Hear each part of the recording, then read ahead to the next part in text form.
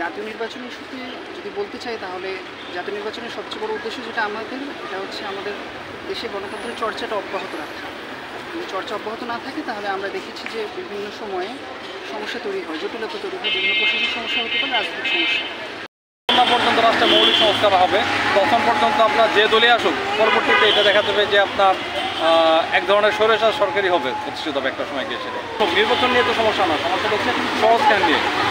যতক্ষণ না পর্যন্ত আপনার সংস্কার হবে, আপনার সংস্কার ছাড়া নির্বাচনটা হয় মানে হচ্ছে যে আরেকটা স্বৈরাচার তৈরি হওয়ার ব্যবস্থা। দেখেছি, আমরা সবাই জানি যে সরকারগুলো জনগণের সমর্থন ছিল না। এখন ভবিষ্যতে যদি এরকম কোনো সরকার আসে তাহলে আমাদের জন্য সেটা খারাপ।